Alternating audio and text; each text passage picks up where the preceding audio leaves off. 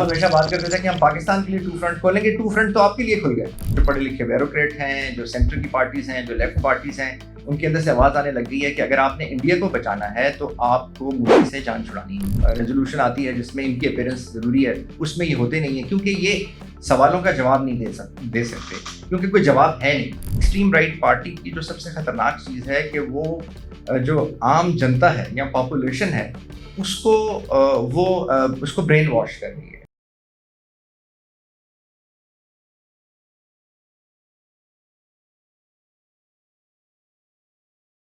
अस्सलाम वालेकुम दोस्तों, मैं हूं जब्बार चौधरी और आप देख रहे हैं आज़ाद डिजिटल। फितरत हिंदुस्तान और उसकी प्रॉक्सीज का ताक़ुब जारी है। जब हम फितरत हिंदुस्तान की बात करते हैं तो ये जो मार्का हक लड़ा पाकिस्तान ने, इसने मिलिटरीली तो हिंदुस्तान को बहुत ज़्यादा नुकसान पहुंचाया, बहुत पीछे धकेल दिया और पूरी दुनिया में जो पाकिस्तान ने अपनी धाक बिठाई, सिक्का बिठाया। लेकिन जो दूसरा पहलू इसका है कि इस मार्के की वजह से हिंदुस्तान को, नरेंद्र मोदी को खासतौर पर RSS का जो क्लान है, इसको पोलिटिकली बहुत बड़ा झटका लगा, बहुत बड़ा नुकसान पहुंचा है।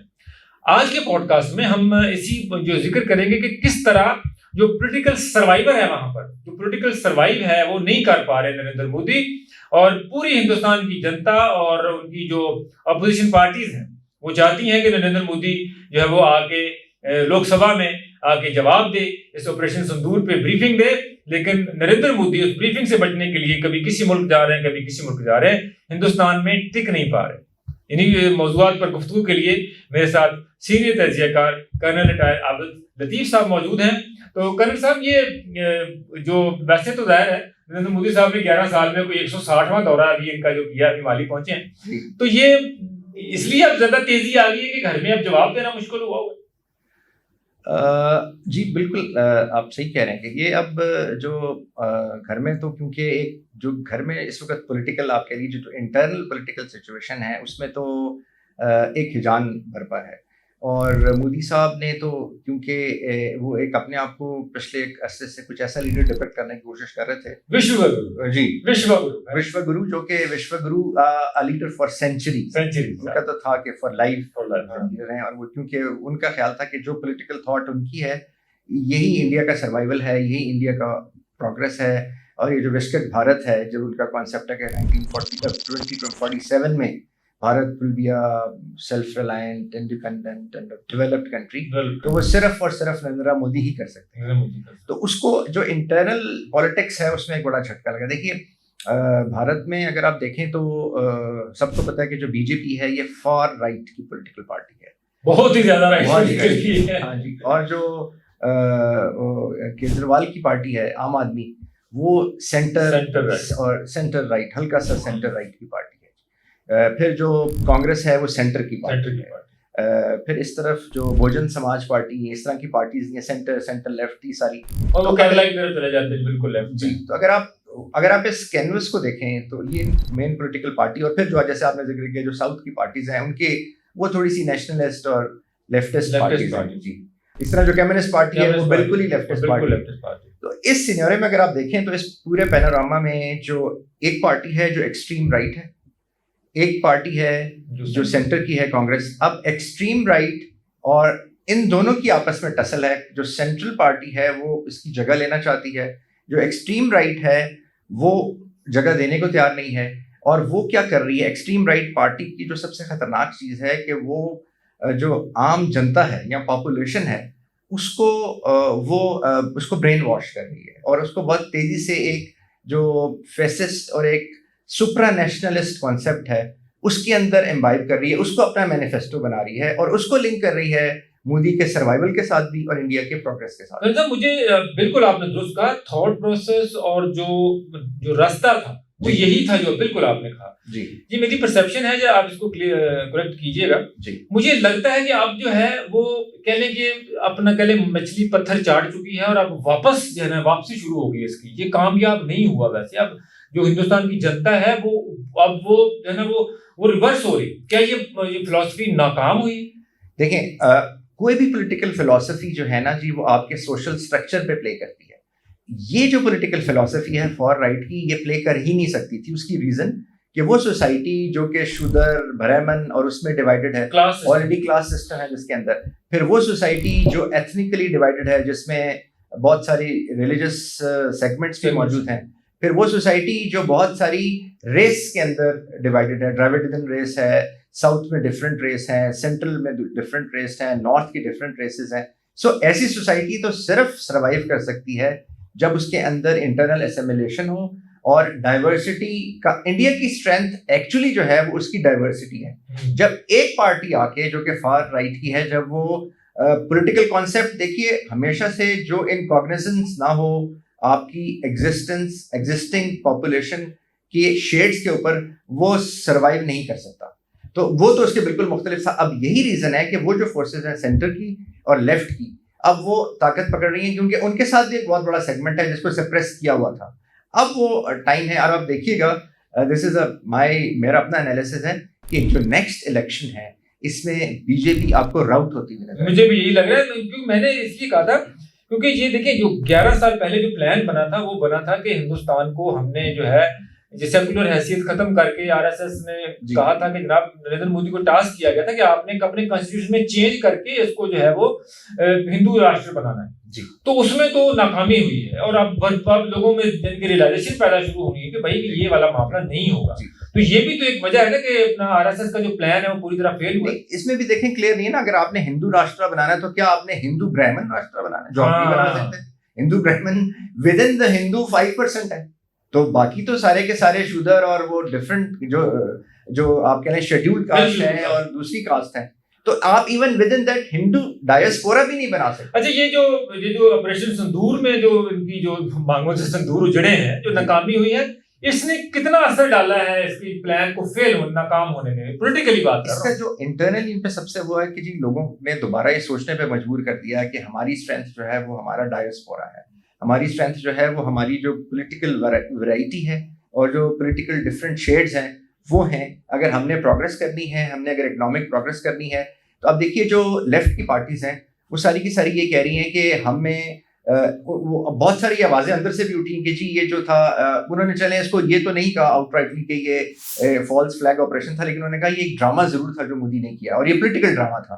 तो वो ये कह रहे हैं कि हमें अब अगर हमने इकोनॉमिक गुर्बत के नीचे से लोगों को निकालना है तो हमें इंटरनली भी स्टेबिलिटी चाहिए, रीजन के अंदर भी स्टेबिलिटी चाहिए। और आप हैरान होंगे कि इवन कांग्रेस की जो फॉरेन पॉलिसी की डिपिक्शन है वो इस फॉरेन पॉलिसी से बिल्कुल मुख्तलिफ है। बिल्कुल मुख्तलिफ है। वो तो बल्कि राहुल गांधी तो वोकली वो कह चुके हैं कि आपके गलत फैसलों की वजह से जो है ना वो चाइना और पाकिस्तान जो है ना वो करीब हुए। वो तो ये कह चुके हैं, आपने उनके बयान भी सुने हैं कि आपने चाइना को ये गलवान लेने पे, आपने चाइना को हम पे अटैक करने पे और ऐसी सिचुएशन क्रिएट करने में कि जिसमें टू फ्रंट, आप हमेशा बात करते थे कि हम पाकिस्तान के लिए टू फ्रंट खोलेंगे, टू फ्रंट तो आपके लिए खुल गए।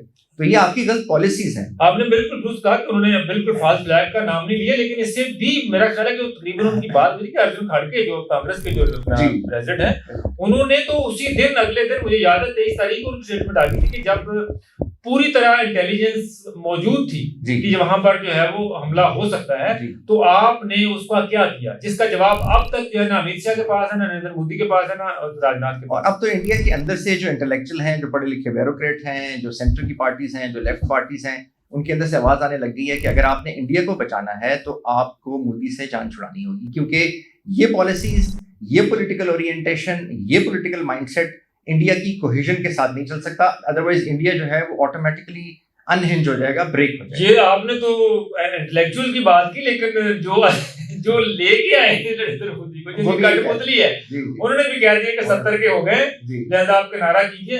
लेकिन ये जो उनकी जो वाइस प्रेसिडेंट का इस्तीफा आया है, इसको पॉलिटिकली आप कैसे देखते हैं कि क्या ये भी उसी का शाखसाना है कि वहां पर अब बहुत बड़ी स्प्लिट है, जिम्मेदारी लेने के लिए कोई तैयार नहीं है और जूतों में दाल पड़ रही? जी देखिए, उनके वाइस प्रेसिडेंट 4:30 बजे तक जब उनकी लास्ट मीटिंग हुई तो एवरीथिंग वाज नॉर्मल, लेकिन 8:30 बजे उन्होंने रात को जो है वो अपना इस्तीफा दे दिया हेल्थ ग्राउंड्स के ऊपर। हालांकि कोई ऐसी ग्राउंड नहीं है, तो 4:30 बजे ग्राउंड नहीं थी तो 8:30 बजे हेल्थ ग्राउंड कैसे क्रिएट हुई?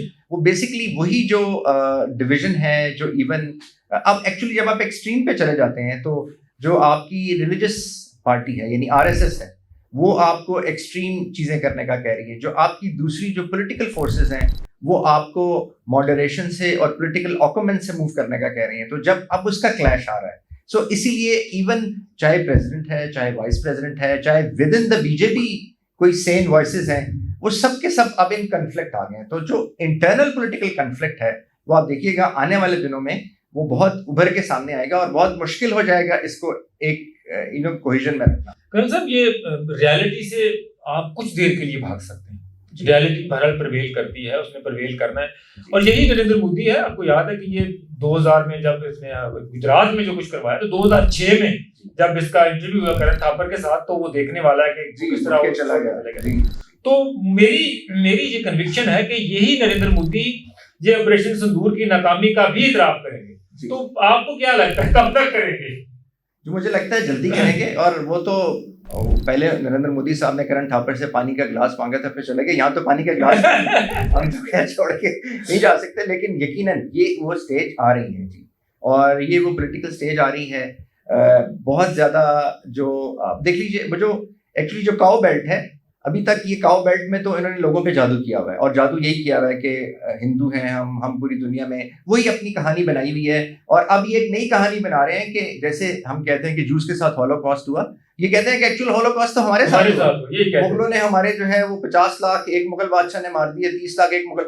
हालांकि हिस्टोरिकली आप देखें तो जितना मुगलों ने अपनी रियाया का ख्याल रखा, जितना मुगलों ने अपनी जो एथनिक डाइवर्सिटी थी उसको जिस तरीके से उन्होंने रखा, वो कहीं पे भी आपको कोई खुदा ना खास्ता मार धाड़ की, कत्लो गारत की, रेप की मुगलों की तरफ से अपनी रियाया के ऊपर कोई आपको एविडेंस नहीं। और जो मेजर जंगें हुई हैं वो तो अफगानिस्तान से आगे लड़ी, आपके अफगानिस्तान उन्होंने आगे लड़ी, उन्होंने तो क्या जंगें की आप बिल्कुल दुरुस्त करें। अब हम आखिर तरफ बढ़ते हैं। ये मैंने जो कोई बात यहाँ शुरू की थी कि जो नरेंद्र मोदी हैं, ये जो कि अब जो मॉनसून का सेशन इनका लोकसभा का चल रहा है, उसको अवॉइड करने के चक्कर में है। वहां पर वो सेशन स्पीकर चला नहीं पा रहे, तो एक दिन में दो मरतबा उसको मुअत्तल करना पड़ता है।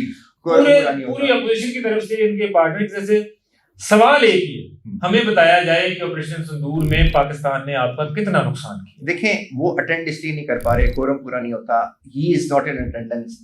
जब वो रेजोल्यूशन आती है जिसमें इनकी अपीयरेंस जरूरी है, उसमें ये होते नहीं है, क्योंकि ये सवालों का जवाब नहीं दे सकते, क्योंकि कोई जवाब है नहीं।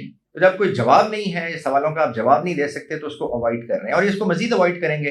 क्योंकि अब देखें, होता ये है कि कभी जो कंपनी है फ्रेंच प्लेटफॉर्म्स की, राफेल की, वो ऐलान कर देती है कितने जहाज गिरे, कभी ट्रम्प साहब खुद ऐलान कर देते हैं, कभी कोई और ऐलान कर देता है, कभी कोई अनिल चौहान साहब कह देते हैं जी, सीडीएस साहब जो है।